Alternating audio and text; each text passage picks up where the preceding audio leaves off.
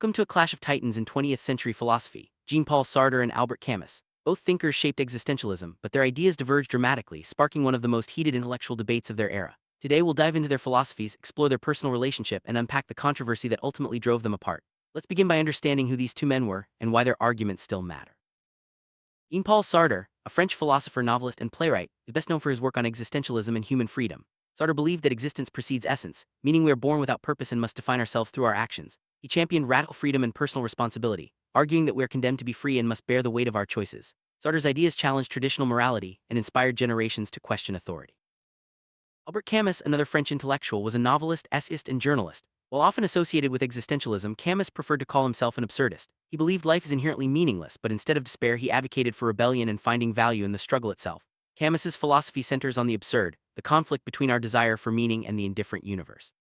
His works like The Stranger and The Myth of Sisyphus explore these themes deeply. The early 1940s, Sartre and Camus met in Paris and quickly formed a close friendship.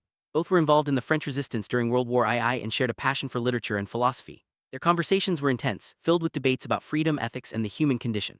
For a time, they were seen as allies, united by their desire to confront the absurdities of life and the horrors of war. Despite their friendship, Sartre and Camus had fundamentally different views on the nature of existence. Sartre's existentialism emphasized radical freedom and the burden of choice, while Camus's absurdism focused on the conflict between human longing and a meaningless universe. These differences would eventually lead to a dramatic split, but first they collaborated and influenced each other's work, shaping the intellectual climate of post-war France.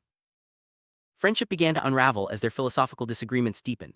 The main point of contention was how to respond to injustice and oppression. Sartre believed in committed action, even if it meant supporting violent revolution for the greater good. Camus, on the other hand, rejected violence as a solution, insisting that means must be as just as ends. This ethical divide set the stage for their most public and controversial argument. Sartre argued that individuals must engage with the world and fight for justice, even if it requires difficult choices. He supported revolutionary movements, believing that collective action could transform society. For Sartre, refusing to act was itself a form of complicity. He saw existentialism as a call to arms, urging people to take responsibility for shaping history no matter the cost. Camus, by contrast, believed that rebellion must be rooted in respect for human life. He argued that justifying violence for a cause leads to tyranny and dehumanization. Camus's concept of rebellion was about saying no to injustice without becoming unjust oneself. He insisted that the struggle for justice must not betray its own values, even in the face of overwhelming odds.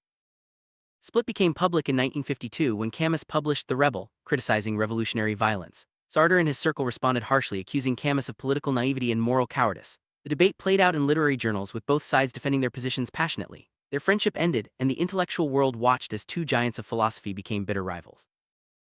At the heart of their controversy was a question: is it ever justified to use violence for a higher cause? Sartre believed that history demanded tough choices, and sometimes violence was necessary to achieve justice.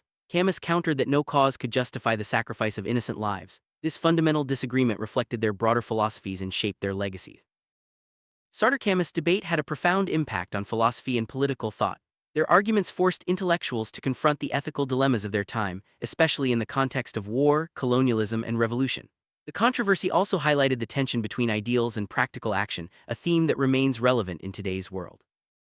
The break between Sartre and Camus was not just intellectual, it was deeply personal. Letters and memoirs reveal the pain both men felt over the loss of their friendship.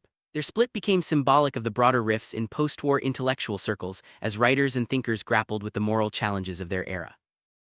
Today, the Sartre vs. Camus controversy is studied in philosophy classes around the world.